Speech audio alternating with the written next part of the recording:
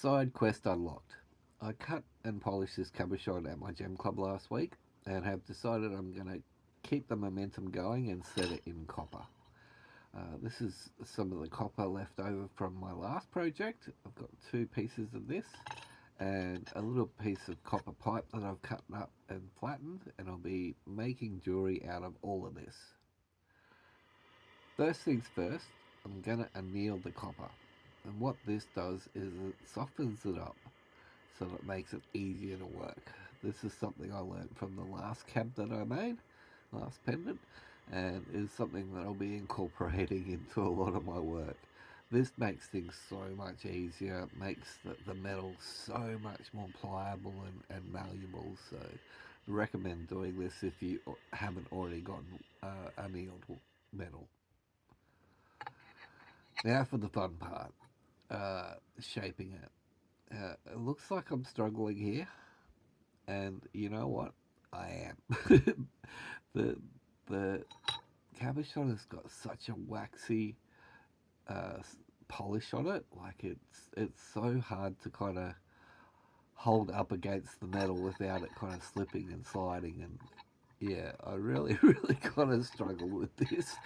I got there in the end. It took a bit of dangling, but I got there. Um, the initial stage is always the hardest, and it always feels the most awkward because you're trying to get a nice, even, kind of smooth curve at the front there to match the curve of the cabochon, and it's not always doesn't always want to play the game, but we get there. We just persevere, uh, and here we're just making the decision to cut some of these extra prongs off. They will be part of the bale, and I've kind of measured the stone up against the front there and where I kind of want it, and these are not necessary. I was thinking of maybe folding them over and incorporating them into the bale design, but as I haven't quite figured all of that out yet, I thought I'd just cut these off and make life a little bit easier for myself, because I could also now fold these back and yeah, and have the bale kind of design kind of more prominent there. I'm constantly referencing the stone, thinking very seriously about each step as I go along.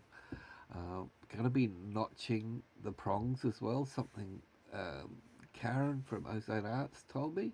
I'm going to give that a go as well too. Um, just toying around with the concept ideas, like something triangular for the bale, I think will look really nice. Um, Going to start cutting that up into shape.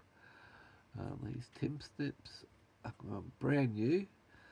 They managed to loosen themselves up, but they still, oh man, they just shear through this copper. Look at that. Like, and this copper is probably about 1.5 mil thick. And bit of bit of movie magic here. Uh, cut, snip, snip, snip, and I've got the basic design for my bale worked out.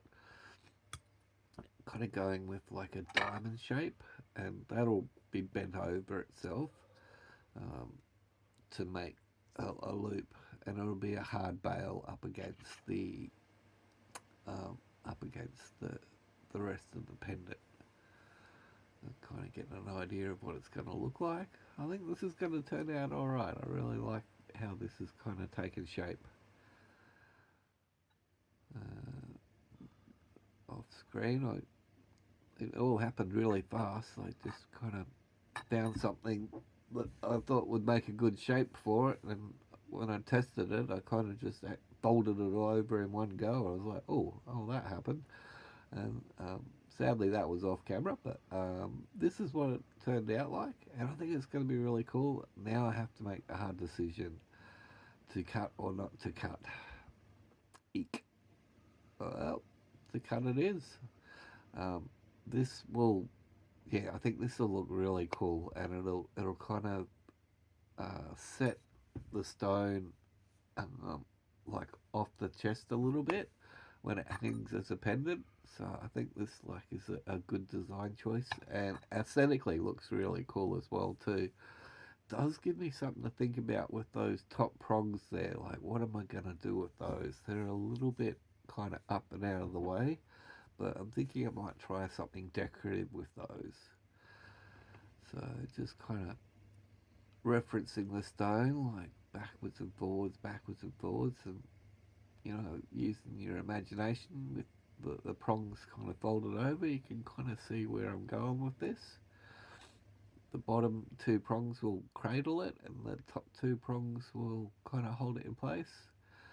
Here I am, like smushing in the uh, solder paste. I've cleaned the surfaces of where I want the solder to go. This has been pickled as well too a couple of times, annealed a couple of times, and where the two pieces join there, I've sanded it back, and hopefully that'll help. And I've just smushed it at the top, and I'm hoping to get it to smush underneath the bale here, and it has worked out perfectly. So there's enough underneath and enough in the join that it should all lock in place. This bit, I'm really starting to find my groove with soldering now.